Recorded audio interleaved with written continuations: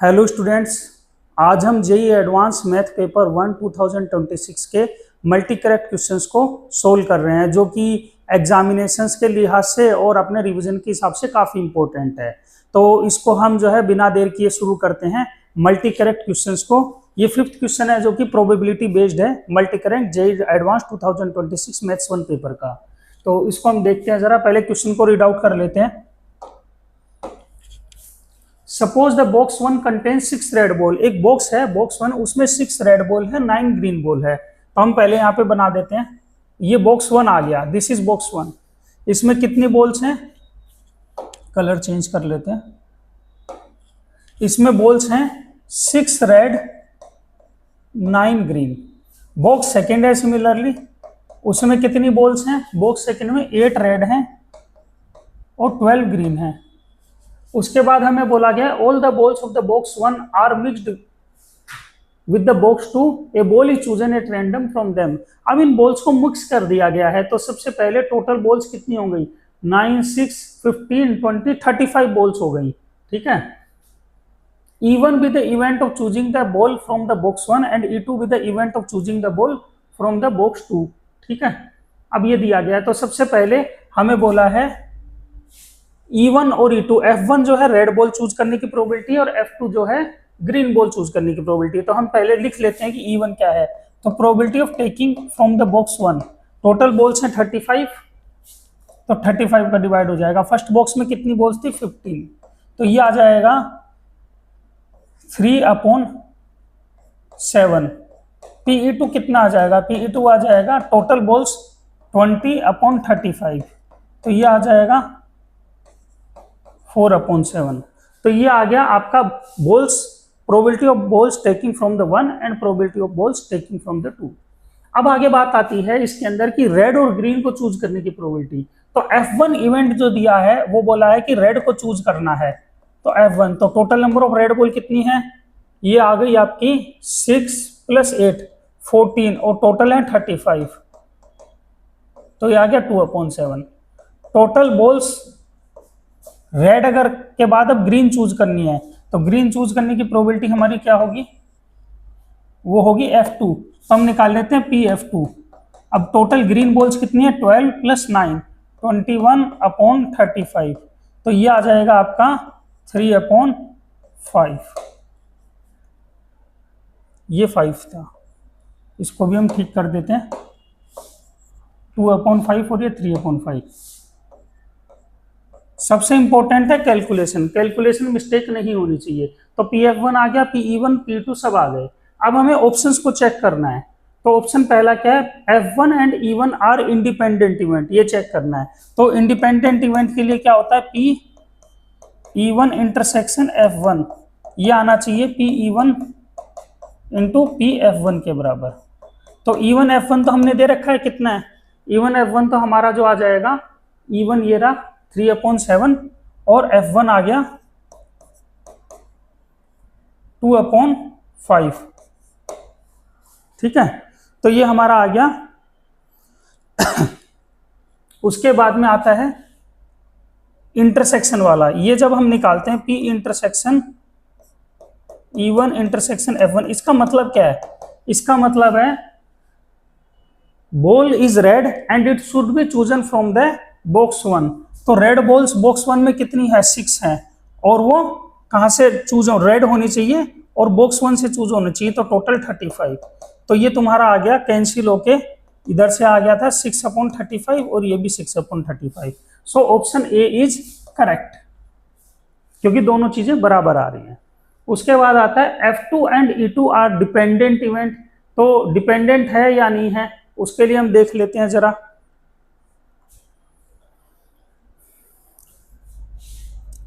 Dependent के लिए again independent check कर लेंगे, अगर इंडिपेंडेंट हैं तो डिपेंडेंट नहीं होंगे। सेकंड पॉइंट के लिए चूज कर लेते हैं अगेन PE2 इंटरसेक्शन F2, ये निकाल लेते हैं। तो ये हमारे पास क्या आएगा, बॉल जो है सेकंड से चूज हो और ग्रीन हो। तो ग्रीन बॉल्स कितनी है सेकंड में, 12, टोटल है 35, तो ये आ जाएगा आपका, ये आपका आ गया 12/35। उसके बाद में क्या चाहिए मुझे, PE2 into P F two, ये इसके बराबर आना चाहिए। अगर बराबर आ जाता है तो इंडिपेंडेंट है, इंडिपेंडेंट है तो डिपेंडेंट नहीं है। ई टू कितना है, पी ई टू है 4/7 और एफ टू है 3/5, तो ये आ गया 12/35। So these are independent events, not the dependent events, so second option is wrong. Third आता है conditional probability of P F one upon E one is equal to the conditional probability of P F one upon E two. ये भी हम check कर लेते हैं। तो इसके लिए चेक करने के लिए मैं नीचे का जो स्पेस है इसको मैं क्लियर कर लेता हूँ, क्योंकि नेक्स्ट पेज पे जाएंगे तो उसमें ये प्रॉब्लम आएगी कि बार बार पीछे झांक के देखना पड़ेगा। तो बेटर है हम इसको हटा दें और चेक कर लें।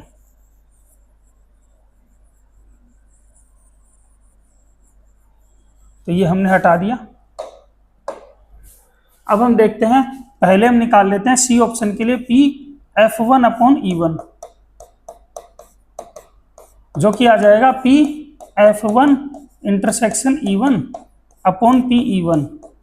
इसका वैल्यू निकाल लेते हैं, फिर उसका निकाल लेंगे, है ना। हमें मेन कैलकुलेशन पे फोकस रखना है, कैलकुलेशन हमारा रॉन्ग नहीं होना चाहिए। इसका मतलब क्या है, बॉल क्या आए, फर्स्ट बैक से आए और कैसी आए, रेड आए। तो रेड बॉल्स कितनी हैं, 6 और टोटल बॉल्स हैं 35। ठीक, उसके बाद में इवन इवेंट, मतलब इवन को हमें चूज करना है। तो इवन को चूज करने का इवेंट हमने पहले से दे रखा है 3/7। तो यहां से ये जो है आपका आ जाएगा 5 नीचे आ जाएगा और 3 2 6 ये आ गया। उसके बाद में आपका P F one upon E two ये निकालना है। इसका मतलब क्या हो गया, P F one intersection E two, ये जो conditional probability upon P E two, इसको निकालेंगे तो क्या आएगा। इसका मतलब क्या है, बॉल जो है सेकंड बॉक्स से आए और रेड आए। सेकंड बॉक्स में रेड बॉल कितनी है, 8, टोटल है 35। सेकंड बॉक्स को चूज करने की प्रोबेबिलिटी है 4/7, तो यहां से 5 नीचे आ गया, ये 2 आ गया। तो ये इक्वल आ रहा है, means C option is correct. C option is correct, A is correct, C is correct, B is wrong. अब आता है डी। डी को भी हम चेक कर लेते हैं सिमिलरली। डी के अंदर क्या है, डी को यहां पर चेक कर लेते हैं। पहले निकालना है F1 upon E1 is greater than the conditional probability of F2 upon E2। तो पहले P F1 अपॉन E1 निकाल लेते हैं।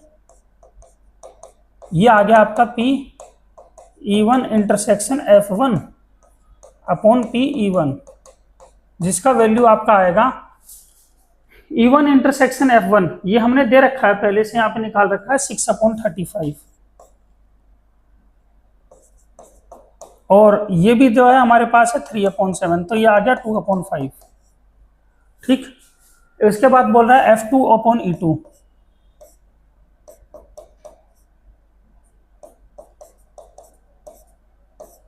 तो आ जाएगा P E2 intersection F2 upon P E2। तो ग्रीन आए सेकंड से, ग्रीन आए सेकंड से मतलब 12/35 और E2 मतलब 4/7, मतलब 5 आ गया और 3 आ गया। तो ये बोला है क्या, ये ग्रेटर होनी चाहिए, जबकि है उल्टा, ये लेसर है, मतलब ये रोंग है। ये बड़ा है, ये छोटा है, जबकि इसमें उल्टा पूछा गया था। तो 2/5 और 3/5 हमने क्लियरली देख लिया। आपके इसके ऑप्शंस ए और सी करेक्ट हैं, बी और डी रोंग है। तो अब हम नेक्स्ट क्वेश्चन पे चलते हैं। नेक्स्ट क्वेश्चन है 3D का, और ठीक ठीक क्वेश्चन है। पहले हम देख लेते हैं, let P be the plane that it contains the line. एक प्लेन है P, उसमें ये लाइन रखी हुई है। अब हमें इक्वेशन ऑफ प्लेन P भी चाहिए, P1 भी चाहिए, मतलब इक्वेशन हमें निकालनी पड़ेगी। And is perpendicular to the plane, जो प्लेन P है इसके परपेंडिकुलर है। Let P1 be the plane which passes through 4 2 2 and is parallel to P। तो पहले हमें P निकालना पड़ेगा, उसके बाद हम P1 निकाल पाएंगे। तो P निकालने के लिए हमें क्या आएगा, पहले हम P को निकालते हैं। तो प्लेन P निकालने के लिए हम यहाँ पर प्रोसीजर को शुरू करते हैं। प्लेन P कैसा है, देखो इस प्लेन P में ये लाइन रखी हुई है, ठीक है, मतलब ये पॉइंट 1 3, -2 इस प्लेन में है, और इस लाइन के DRS जो हैं वो इसी प्लेन के अंदर पड़े हुए हैं, क्योंकि लाइन जो होती है उसके DRS लाइन के अलोंग ही होते हैं। प्लेन के DRS प्लेन के परपेंडिकुलर होते हैं, जो कि इस तरह से होते हैं। तो लाइन और प्लेन के DRS आपस में क्या हो गया, 90 डिग्री पे हो गए। तो सबसे पहले हमें निकालना है प्लेन पी का इक्वेशन। तो हमने 3D के अंदर पढ़ा हुआ है equation of plane passing through one point, क्या होती है, A X minus x1 plus B Y minus Y one plus C Z minus z1। तो ये पॉइंट पड़ा हुआ है, तो प्लेन का इक्वेशन हो जाएगा ये।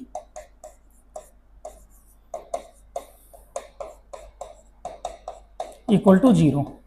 अब एबीसी आ जाए तो काम बन जाएगा। देखो अब हमारा जो प्लेन है इसके डायरेक्शन रेशियो एबीसी जो हैं, ये वाले एबीसी डायरेक्शन रेशियो जिसके, ये इस लाइन के भी परपेंडिकुलर हैं, ठीक है, और इस प्लेन के डीआरएस के भी परपेंडिकुलर है।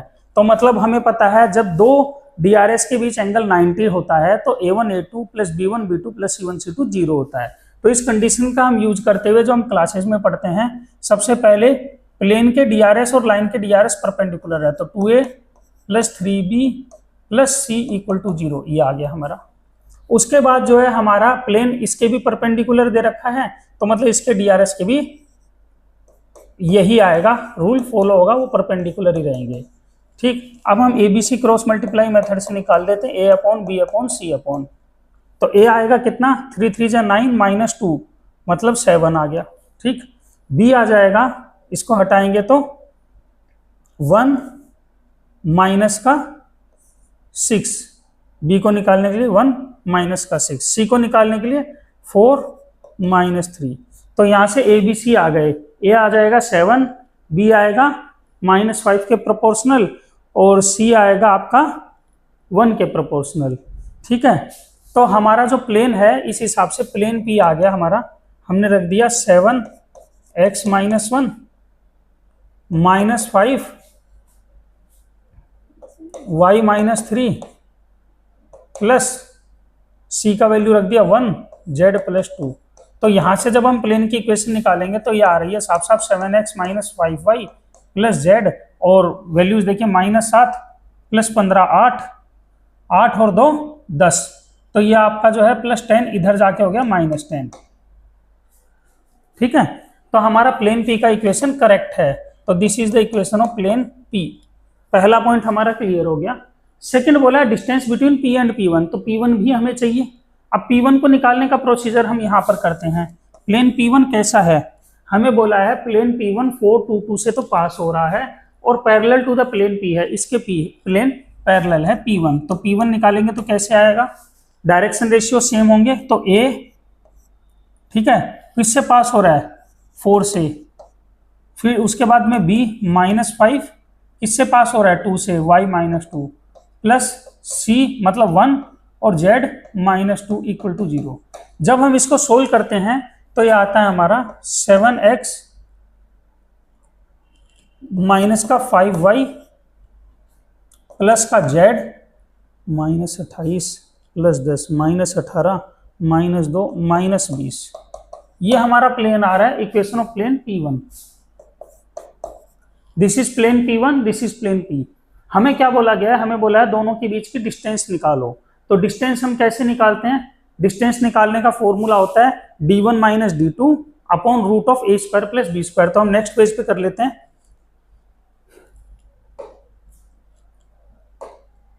इसमें पेज नहीं है नेक्स्ट, तो यहीं पे कर लेते हैं। डिस्टेंस d जो निकालेंगे तो आ जाएगी आपकी, ये +10 है, ये -20 है, तो +30 upon root of a square plus b square plus c square, 7 square 49 25 plus 1, तो ये आएगा, सॉरी ये 20 था, तो 30 अपॉन में रूट 75 मीन्स 25 5 रूट 3 मीन्स 6/√5 आएगा, 6/√3 आएगा।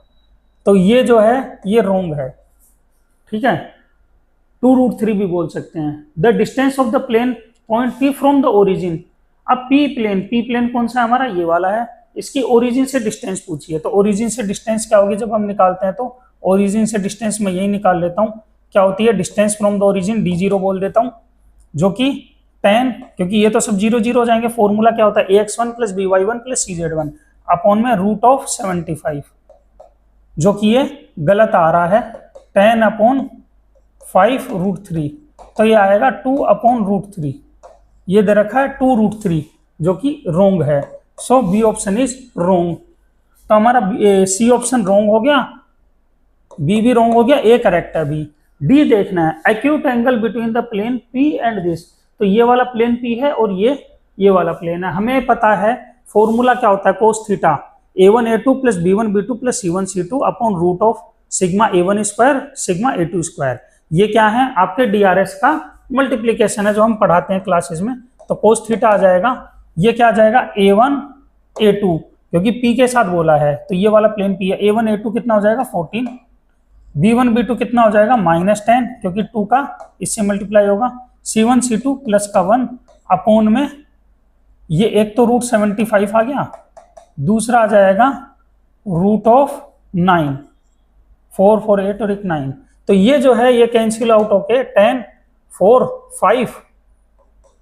5 अपॉन ये कितना आ गया आपका 5 रूट 3 इंटू 3, तो ये कैंसिल होके आ गया 1/3 root 3। So basically cos theta equals to 1/3 root 3। So answer is correct, D option is correct. तो ये हमने पूरा देख लिया इसके अंदर प्रोसीजर को अच्छे से, और क्वेश्चन जो है एक मीडियोकर लेवल का ही था, बस कैलकुलेशन पार्ट जो है वो इन्वॉल्व है। अगला क्वेश्चन है हमारा 7th question, let R denote the set of all real numbers f r to r be an arbitrary function and g r to r be defined like this। ये calculus का question है और इसमें statements हमें check करने हैं। तो पहला स्टेटमेंट है the function g is always continuous. तो कंटिन्यूटी चेक करने के लिए हमें क्या करना पड़ता है, हमें लिमिट निकालनी पड़ती है, left hand limit, that is equal to limit h tending to 0। ठीक है, लेफ्ट हैंड के लिए क्या आ जाएगा आपका, हाँ क्या बोला है, function g is always continuous. तो सबसे पहले g ऑफ 0 -h ये कितना आ जाएगा -h f ऑफ -h, ये राइट हैंड लिमिट के इक्वल होना चाहिए, that is equal to plus h f of h limit h tending to 0। और उसके बाद बोला गया है इसका वैल्यू भी, तो g ऑफ 0 जो है वो किसके बराबर आना चाहिए, 0 के बराबर आना चाहिए, क्योंकि हमें 0 रखना पड़ेगा। तो अब इसमें बोला है कि let the function g is always continuous. क्या ऐसा हो सकता है कि फंक्शन g ऑलवेज कंटिन्यूअस हो? तो इसके लिए अगर मैं मान लो एक एग्जांपल ले लेता हूं हमारा, सपोज कीजिए मैं fx ले लेता हूं 1/x², या sin 1/x ऐसा भी ले सकता हूं। बहुत सारे फंक्शन ऐसे हैं मतलब। तो यहां पर जब मैं लिखूंगा 1/x तो 1/x आएगा, तो gx जो है वहां पर कंटिन्यूअस ऐसा हो जरूरी नहीं है, क्योंकि वो 1/x आते ही क्या होगा, लिमिट जो है अनडिफाइंड हो जाएंगी इसके अंदर। ठीक, तो ये जो है आपका ऑलवेज ट्रू नहीं है, कुछ फंक्शंस के लिए ट्रू हो सकता है। If f is continuous at g equal to 0 then g is differentiable at x equal to 0। ये हमें चेक करना है। तो सबसे पहले कंटिन्यूअस अगर f है तो f कंटिन्यूअस है, तो इसका मतलब LHL जो है उसका किसके बराबर होगा, RHL के बराबर होगा, और ये f ऑफ 0 के बराबर होगा। तो LHL कितना होगा, LHL जो है इसमें हमने जो है क्या बोला है, f कंटिन्यूअस बोला है, तो limit h tending to 0 f of -h ये बराबर होगा limit h tending to 0 RHL f of h, और ये बराबर होगा f ऑफ 0 के बराबर। और ये फाइनाइट भी होने चाहिए, सब ये वैल्यूज फाइनाइट भी होने चाहिए, तब ये कंटिन्यूअस माना जाएगा, नहीं तो कंटिन्यूअस नहीं माना जाएगा। अब अगर ये कंटिन्यूअस है तो ये कंडीशन फॉलो होगी, और डिफरेंशिएबल है तो हम g को डिफरेंशिएबल देखते हैं। डिफरेंशिएबिलिटी के लिए क्या जरूरी है, LHD और RHD बराबर होने चाहिए। ठीक है, तो LHD कितना आएगा, LHD आएगा लिमिट h टेंडिंग टू 0 और 0 -h, तो -h f of -h minus f of -g of 0 that is 0 upon 0 -h that is -h। तो ये आ गया आपका f ऑफ -h आ गया कैंसिल होके। ठीक है, RHD कितना आ जाएगा, RHD आ जाएगा limit h tending to 0 plus h f of h again f of 0, जो कि जैसे ही आप g ऑफ 0 रखेंगे तो 0 हो जाएगा, -0 अपॉन 0 प्लस h, तो ये आ गया f ऑफ h के बराबर। लिमिट h टेंडिंग टू 0 तो है ही यहाँ पर। ठीक है, लिमिट h टेंडिंग टू 0 तो है ही यहाँ पर। तो ये जो है हमें बोला है कि ये दोनों बराबर आ रहे हैं। ठीक है, और फाइनाइट हैं। तो हमारे हिसाब से जो बी ऑप्शन है वो आपका करेक्ट जाएगा, क्योंकि ये चीज आपकी सेटिस्फाई हो रही है। Limit h tending to zero f of minus h, और ये बराबर है, और फाइनाइट भी है। एलएचडी आरएचडी में फाइनाइट होना हो कोई फर्क नहीं पड़ता, तो बी ऑप्शन करेक्ट है। थर्ड ऑप्शन बोला उल्टा कि if g is differentiable at x equal to zero then f is continuous at x equal to zero. तो सबसे पहले हम g को डिफरेंशिएबल बनाते हैं, उसकी कंडीशन हमें लिखनी होगी। तो वो कंडीशन हम देखें तो क्या होगी, यहाँ पर देखते हैं, इसमें थोड़ा सा जगह का अभाव है, तो इधर मैं इसको बना देता हूँ। यहाँ पर सबसे पहले c के लिए g is differentiable, g differentiable है तो उसके लिए कंडीशन क्या बनेगी हमारी, LHD जो है वो RHD के बराबर होना चाहिए, और g को डिफरेंशिएबल बनाना है तो इसका मतलब limit h tending to zero, again जो हमारी ये कंडीशन है f ऑफ माइनस h, ये limit h tending to zero f of h के बराबर आनी चाहिए। और यहाँ पे बोला f कंटिन्यूअस, तो f कंटिन्यूअस के लिए ये कंडीशन होनी चाहिए। अब हमारे ये तो बराबर आ रहा है, ये हमें दिया हुआ अगर बराबर है LHD और RHD, लेकिन ये फाइनाइट है या नहीं, F0 के इक्वल है या नहीं, क्योंकि LHD और RHD बराबर होने के बाद F0 के इक्वल हो या ना हो ऐसा हम कह नहीं सकते। तो इस कंडीशन से ये कंडीशन फॉलो हो पाए हमेशा, ऐसा पॉसिबल नहीं है। तो ये जो है बात गलत आती है हमारे पास। उसके बाद में आता है, क्योंकि लिमिट के लिए फाइनाइट होना जरूरी है, यहाँ पर आपका फाइनाइट नहीं भी होता है तो चल जाता है, तो इसलिए हमेशा बराबर हो ऐसा जरूरी है, कुछ कंडीशन में हो सकता है बराबर हो जाए।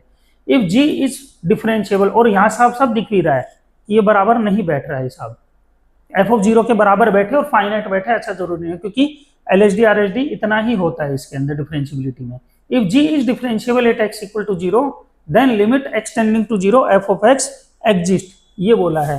तो g अगर डिफरेंशिएबल है तो अगेन ये कंडीशन फॉलो होगी। और लिमिट एग्जिस्ट करने के लिए क्या जरूरी है, लिमिट एग्जिस्ट करने के लिए जरूरी है LHL इक्वल टू RHL, ये जरूरी है। तो यहां से जो है लिमिट क्या होगी, लिमिट इसके लिए यही होगी, limit h tending to zero f of minus h और equal to limit h tending to zero f of h। Limit exist करने के लिए दोनों फाइनाइट होने चाहिए, तो बोला g डिफरेंशिएबल है, तो g डिफरेंशिएबल के लिए कंडीशन आती है, और लिमिट के लिए LHL और RHL इक्वल आते हैं, और फाइनाइट ये होना चाहिए। तो यहाँ से फाइनाइट भी बन रहा है, तो डी ऑप्शन करेक्ट है। मतलब आपका डी करेक्ट है और बी करेक्ट है। तो अब हम जो है 8th क्वेश्चन को करते हैं। ये लास्ट क्वेश्चन है मल्टी करेक्ट का, मैट्रिक्स का क्वेश्चन है, और बेसिकली वही कैलकुलेशन के ऊपर है, कैलकुलेशन का हमें ध्यान रखना है। तो चलिए इसको पढ़ते हैं बिना देर किए और इसको कंप्लीट करते हैं। ये एक मैट्रिक्स दे रखी है m 2 -1 1 0, हमें निकालना है m की पावर 26 और सिग्मा, ये पहले तो ये निकालना है। इसके बाद में ये चेक करने कौन कौन से ऑप्शन ट्रू हैं। तो देखिए सीधा सीधा है, सबसे पहले कैलकुलेशन बेस्ड क्वेश्चन है और इसमें 100% पैटर्न होगा। तो हम जो है इसमें क्या करेंगे, पहले हम m स्क्वायर निकालेंगे, ठीक है, जो कि मैंने कैलकुलेट कर लिया था, जो कि आएगा 3 - 2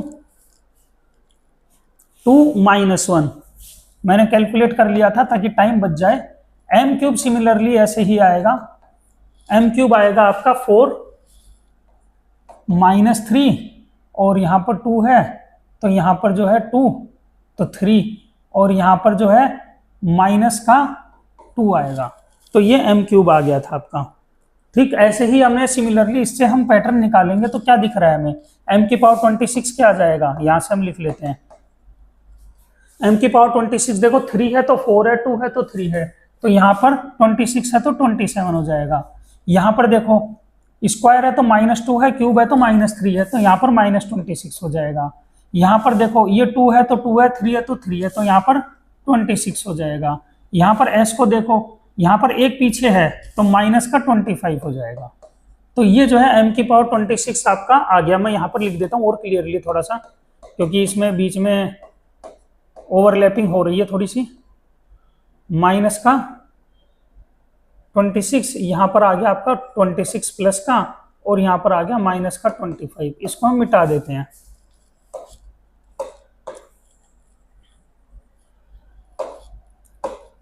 इसके बाद जब हम सिग्मा निकालते हैं, सिग्मा का मतलब क्या होता है, हम m की पावर 1 प्लस m की पावर 2 अप टू m की पावर 26 को ऐड करेंगे तो हमें पता है जब हम मैट्रिक्स में एडिशन करते हैं तो सभी पावर जो है 3 + 4 + 5 इस तरह से ऐड हो जाती हैं, तो ये एक एपी बनेगा।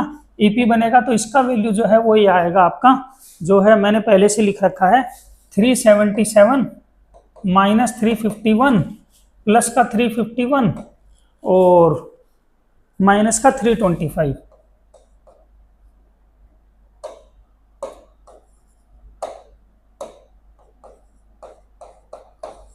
ये जो है ये हमें बोला है PQRS, तो यहाँ से P की वैल्यू 27, Q की वैल्यू -26, R की वैल्यू 26 और S की वैल्यू -25।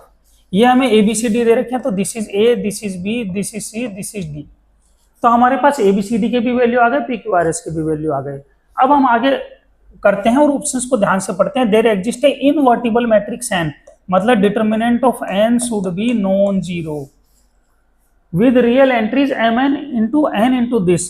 तो हम जो है क्या करते हैं, m तो हमारे पास गिवन है, m कितना गिवन है, ये 2 - 1 1 0। n के बारे में हमें कुछ आइडिया नहीं है, तो n को मान लेते हैं x y z और w।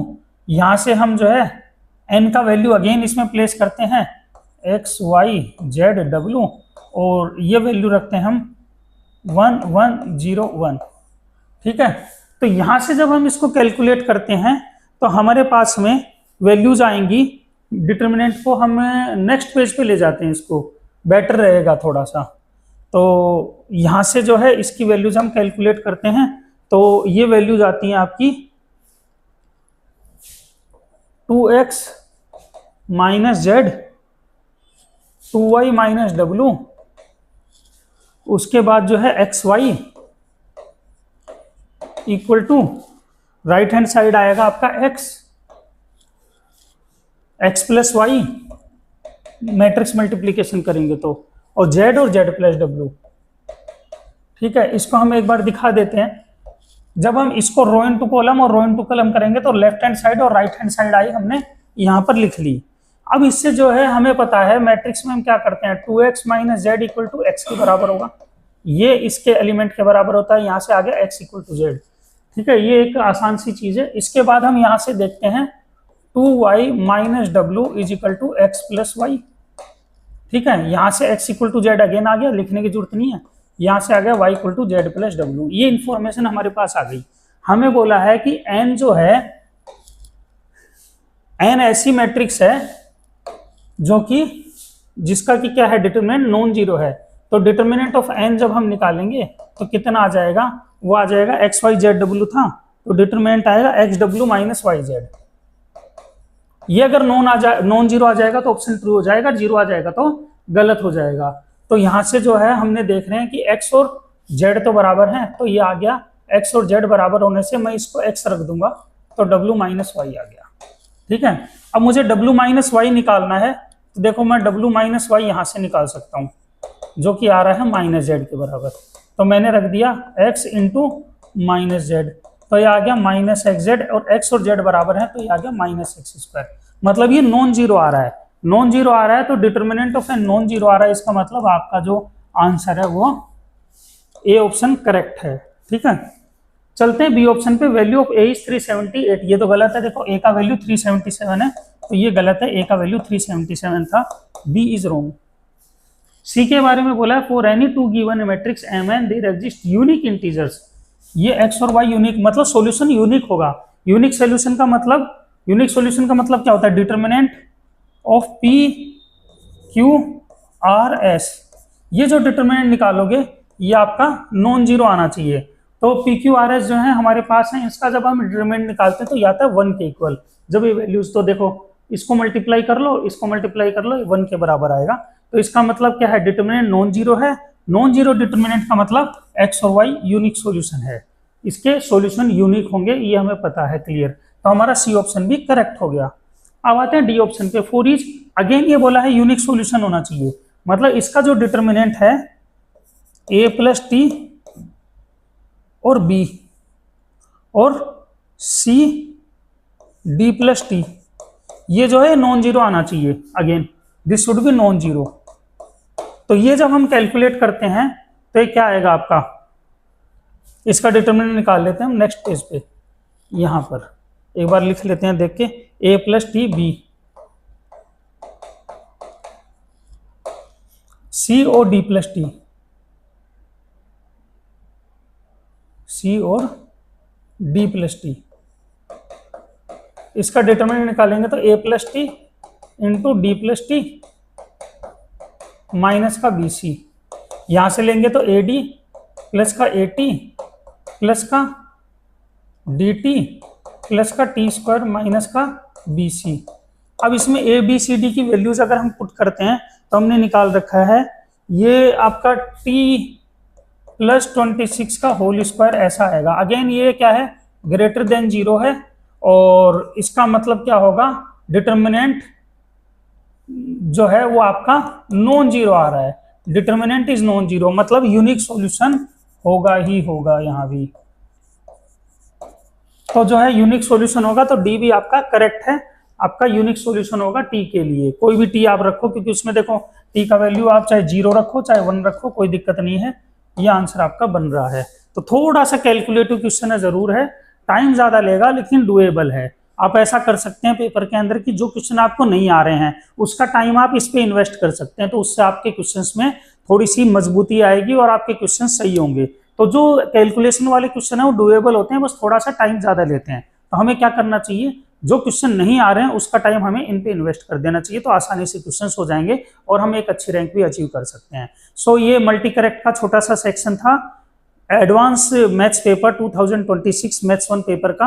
आगे हम अब इसका जो नेक्स्ट है वो इंटीजर टाइप के क्वेश्चंस का सॉल्यूशन लेके आएंगे, और उसके बाद हम मल्टी करेक्ट का सॉरी डिटर्मिनेंट का भी जो है मैट्रिक्स मैथ जो आते हैं उसका भी हम सॉल्यूशन लेकर आएंगे। So thank you.